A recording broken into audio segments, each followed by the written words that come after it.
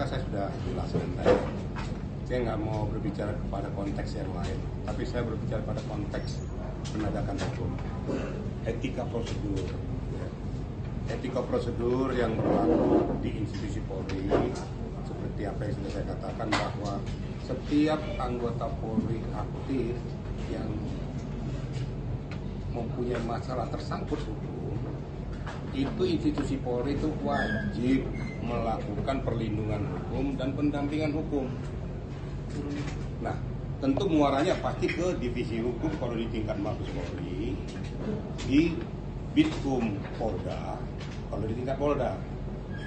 Nah, orang-orang yang bersangkutan ini meminta kuasa kepada kita, orang divisi hukum, baru dibuatlah draftnya, apa pokok masalahnya, kemudian substansi permasalahannya apa, siapa yang ditunjuk sebagai kuasa, baik dari internal Polri maupun dari luar Polri, itu pengacara publik.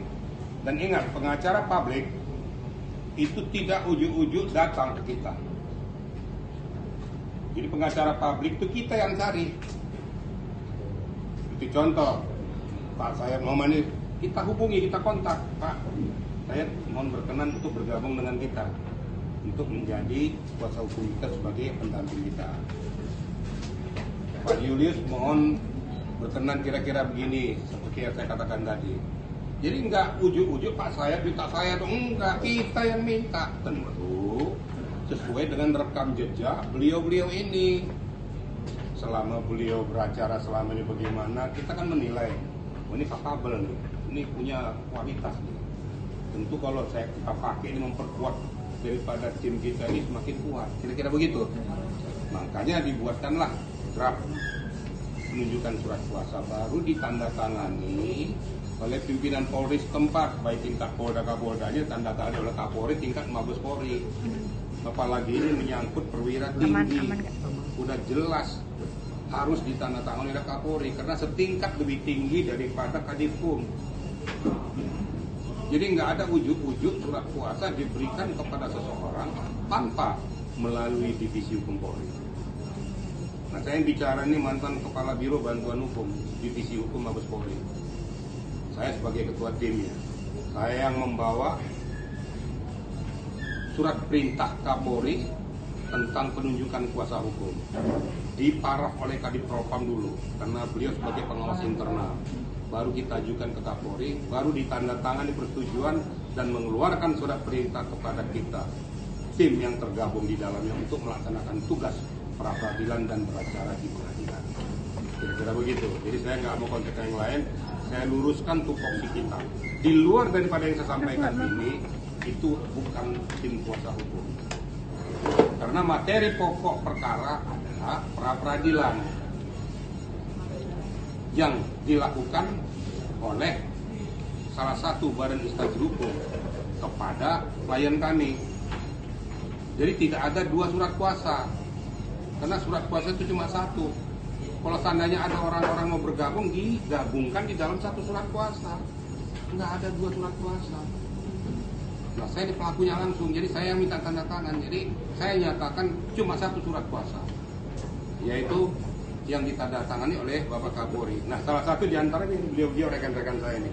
Ini sah sebagai tim kuasa hukumnya beliau, Pak BG. Begitu ya. Pak. Ketemu, kalau saya dibilang saya nggak ketemu, saya dosa. Ya, nggak boleh ya. Kalau benar saya nyatakan benar, kalau tidak saya nyatakan tidak. Dan yang kedua, saya tidak mau mengamputasi apapun peran dia. Bisa saja peran dia umpamanya woro-woro di mana menyatakan tentang beliau Pak BG ini. Saya ucapkan terima kasih apabila itu mendukung. Kan gitu ya. Tapi kalau seandainya berbicara tadi pengacaranya, tidak. Karena tidak ada dua surat kuasa. Dikatakan bahwa saya pertama sekali menerima surat kuasa, tidak benar. Karena surat kuasa dikeluarkan oleh Divisi Hukum Mabes Polri dan ditandatangani oleh Bapak Kapolri. Itu yang resmi dan sah secara hukum. Pak, kan katanya kan Pak Rasman ini harus ada persetujuan bila bisa menjadi kuasa hukumnya Pak BG.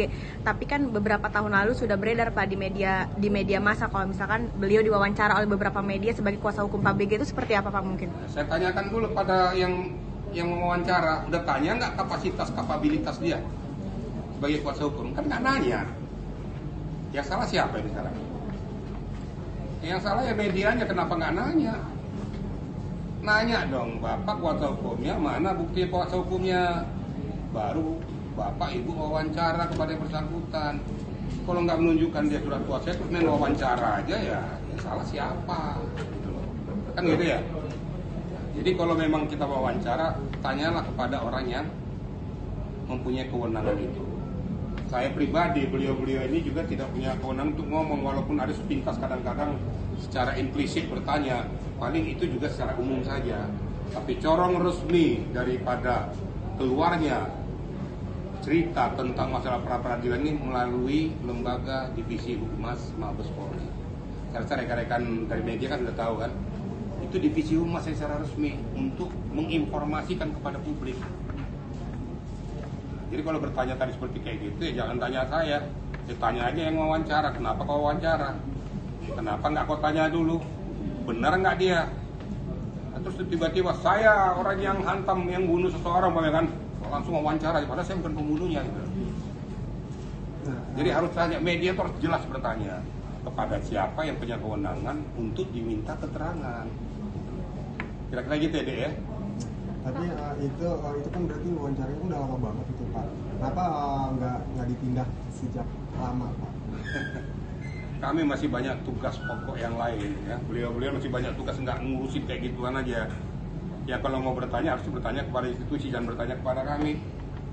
Tapi kenapa kami muncul saat sekarang ini? Karena kami anggap sudah agak meresahkan, sudah membawa orang-orang lain, dan ini harus saya luruskan. Secara pribadi saya sudah minta supaya jangan lagi dibawa-bawa masalah ini. Udahlah, urusan personal ke personal silakan selesaikan sendiri, tapi jangan membawa-bawa nama beliau, apalagi membawa-bawa sebagai pengacaranya beliau. Wah, ini yang kami nggak terima. Nah kalau kayak gitu bisa dianggap penipuan nggak tuh Pak, ngaku-ngaku pengacara Pak Budi Gunawan? Bisa saja.